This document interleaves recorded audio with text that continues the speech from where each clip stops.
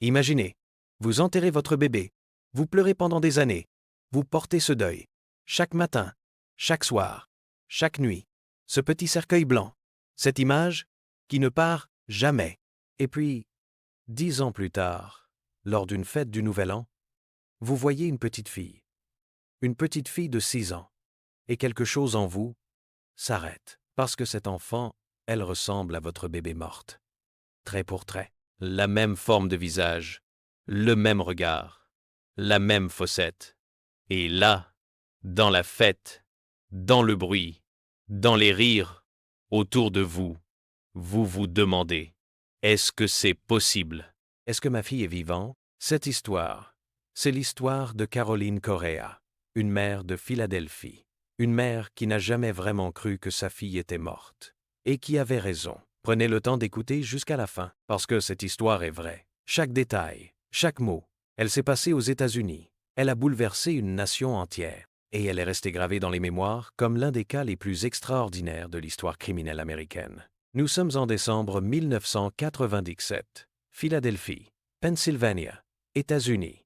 Le quartier de Kensington, un quartier populaire, un quartier dur, un quartier où les gens vivent serrés, où les appartements sont petits, où les voisins se connaissent tous. Caroline Correa avait 24 ans. 24 ans. Une femme jeune. Une femme qui avait déjà eu plusieurs enfants. 5 enfants au total. Elle vivait avec son compagnon Pedro Vera. La vie n'était pas facile. L'argent manquait. L'espace manquait. Le temps manquait. Mais Caroline aimait ses enfants, profondément, complètement, de cette façon instinctive et totale que seules les mères connaissent.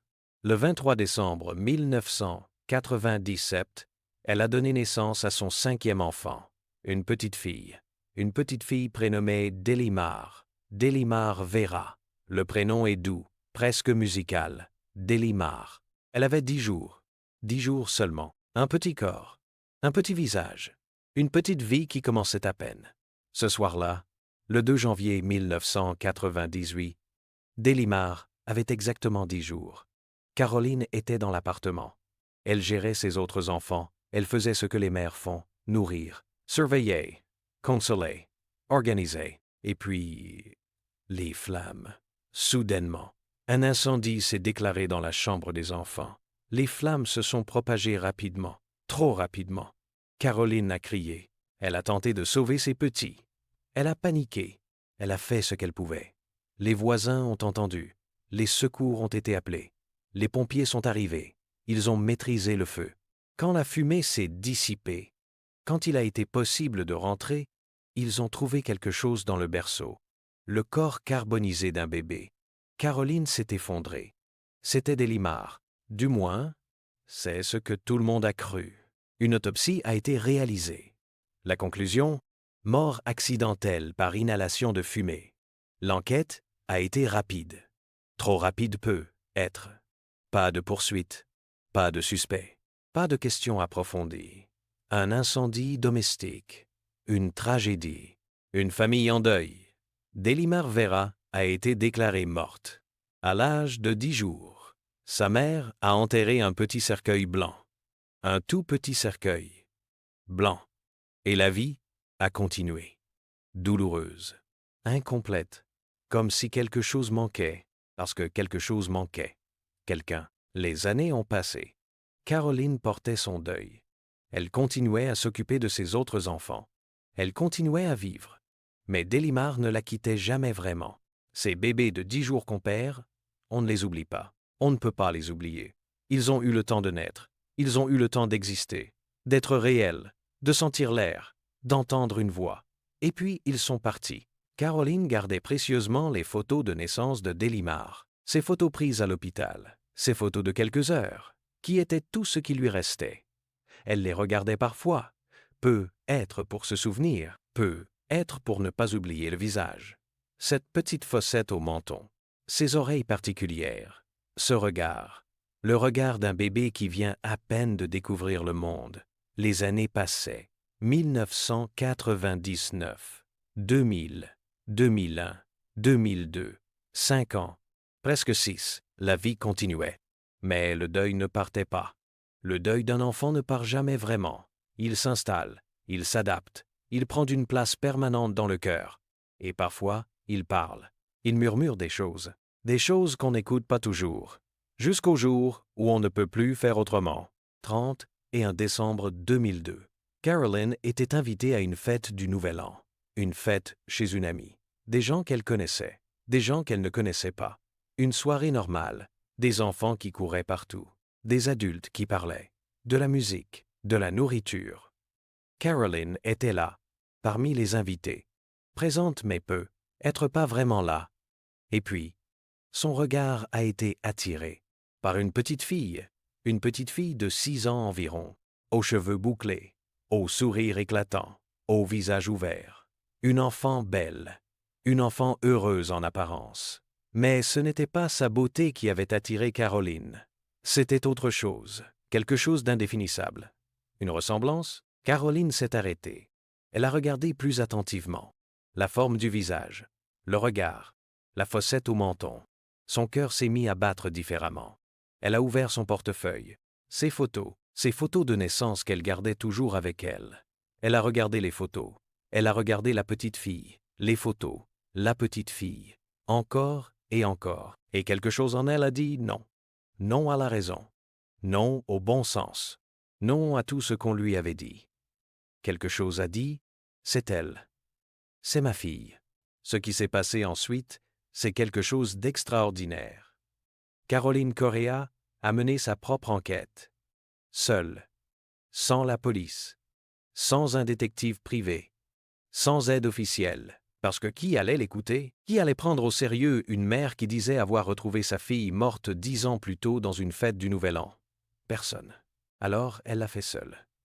Elle a commencé à se renseigner sur Valérie. Elle a cherché des informations. Elle a posé des questions discrètement. Elle a observé. Ce qu'elle a appris était troublant. Valérie avait perdu un bébé quelques années plus tôt. Elle élevait maintenant Alia comme sa propre fille. Elle avait déménagé quelque temps après l'incendie. Ces informations, seules, ne prouvaient rien.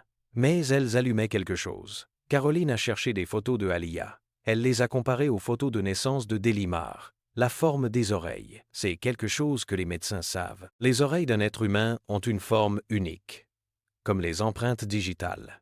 Chaque oreille est différente. Et les oreilles d'Alia avaient exactement la même forme particulière que les oreilles de Delimar.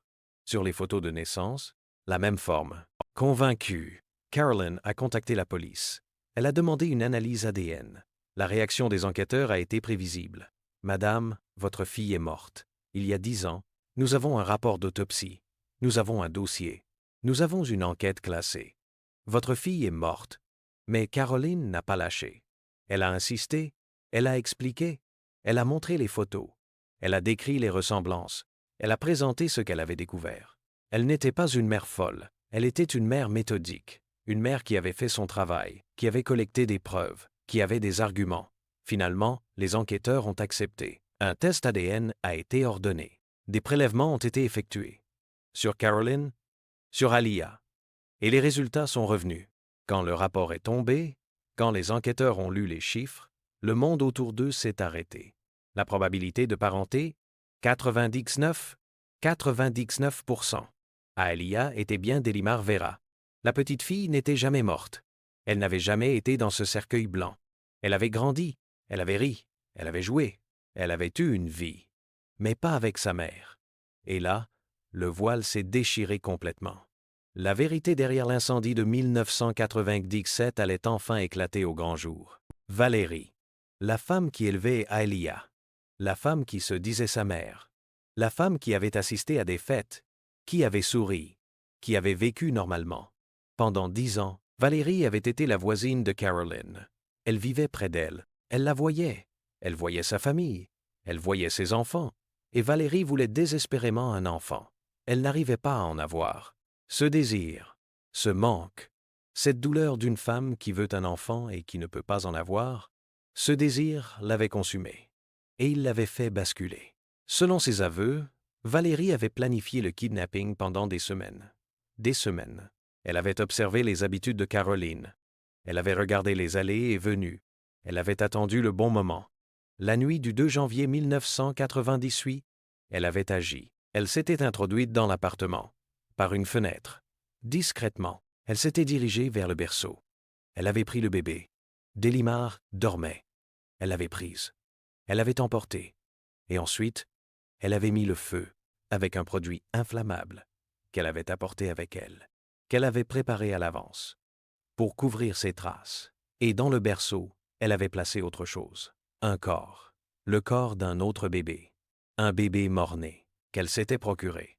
Pour que les pompiers trouvent quelque chose, pour que l'autopsie conclue à une mort, pour que personne ne cherche Delimar, elle avait tout prévu, tout calculé, froidement, et ça avait fonctionné. Pendant 10 ans, quand les enquêteurs ont confronté Valérie au résultat du test ADN, elle a craqué, elle a avoué, elle a tout dit.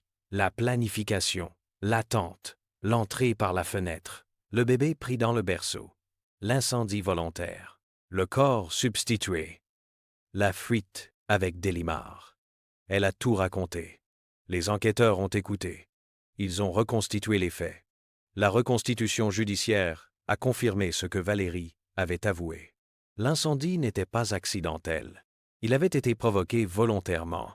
Le corps retrouvé dans le berceau n'était pas celui de Delimar.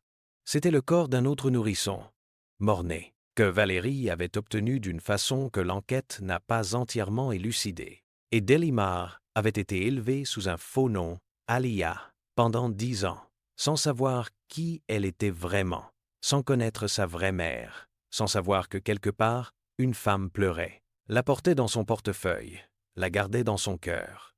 Valérie a été arrêtée. Elle a été inculpée pour enlèvement, pour incendie volontaire, pour fraude, pour usurpation d'identité. Les charges étaient lourdes, et elles l'étaient, parce que ce qu'elle avait fait était lourd. Elle avait volé un enfant. Elle avait mis le feu à un appartement avec des enfants à l'intérieur. Elle avait placé le corps d'un nourrisson mort dans un berceau pour tromper les enquêteurs. Elle avait laissé une mère pleurer pendant 10 ans. Elle avait élevé cet enfant volé comme le sien, pendant 10 ans. Sans jamais dire la vérité, sans jamais se retourner. Valérie a été condamnée. La réunion, ce moment que Carolyn avait attendu sans même savoir qu'elle l'attendait. Pendant 10 ans, elle avait pleuré sa fille morte, et maintenant, sa fille était vivante, et elle allait la voir. La réunion mère-fille a été filmée. Elle est restée l'un des moments les plus émouvants de l'histoire criminelle américaine. Caroline face à Delimar. Delimar qui ne connaissait pas cette femme. Delimar qui avait grandi avec un autre nom, dans une autre famille, avec une autre identité. Et Caroline qui voyait sa fille pour la première fois depuis 10 ans, depuis les 10 jours qu'elles avaient eus ensemble. 10 jours, c'était tout ce qu'elles avaient eu.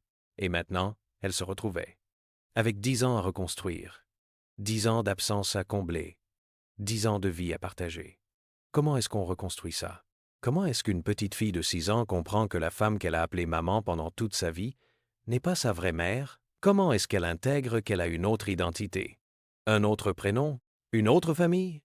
Ces questions n'ont pas de réponse facile. Elles n'ont être pas de réponse du tout. Elles font partie de la vie désormais, de la vie de Delimar, d'une enfant qui n'avait rien demandé, qui était née dans un berceau à Philadelphie, et dont la vie avait été décidée par 2 femmes qui l'aimaient à leur façon. L'une qui l'avait enfanté, l'autre qui l'avait volé. Mais toutes les 2 qui l'avaient aimée. Cette histoire, elle restera comme l'une des histoires les plus incroyables de l'histoire judiciaire américaine. Pas parce qu'elle est parfaite, elle ne l'est pas. Pas parce qu'elle a une belle fin simple, elle n'en a pas. Mais parce qu'elle montre quelque chose de fondamental. Sur les mères, sur l'instinct, sur la vérité. Caroline Correa a enterré sa fille. Elle a pleuré, elle a porté ce deuil.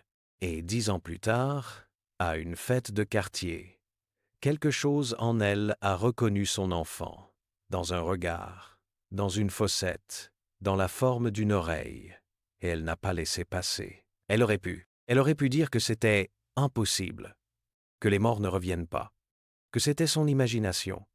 Elle aurait pu rentrer chez elle et ne rien faire. Mais elle ne l'a pas fait. Elle a suivi son instinct.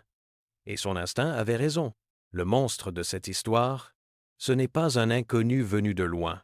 Ce n'est pas quelqu'un d'effrayant à voir. C'était une voisine, une femme ordinaire, qui venait consoler Caroline après l'incendie peut-être, qui souriait, qui vivait sa vie et qui élevait l'enfant volé à quelques kilomètres de là. Cette vérité-là, elle est glaçante, parce qu'elle nous dit quelque chose sur la nature humaine, sur ce que certaines personnes sont capables de faire. Pas des monstres des films, des voisins, des gens ordinaires, avec des désirs trop grands pour leur morale. Si vous voyez un enfant qui ressemble étrangement à quelqu'un que vous avez perdu, si une ressemblance vous obsède, si votre instinct vous dit quelque chose que la raison refuse d'entendre, écoutez-le, parce que parfois, les miracles les plus fous naissent d'une intuition que personne ne veut croire, et parfois, une mère sait, même quand tout dit qu'elle a tort, une mère sait. Et vous, qu'est-ce que vous pensez de cette histoire? Est-ce que vous auriez agi comme Caroline? Est-ce que vous auriez insisté? Est-ce que vous auriez cru votre instinct face au refus de la police? Dites-le dans les commentaires. Et pensez à Delimar, cette jeune femme qui a 2 noms, 2 mères, 2 histoires. Une vie construite sur un mensonge et reconstruite sur une vérité. Partagez cette vidéo parce que cette histoire mérite d'être connue. Abonnez-vous à la chaîne.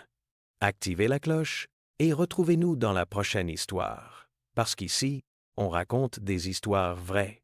Des histoires que la vie écrit. Des histoires que personne n'aurait osé inventer. À très bientôt.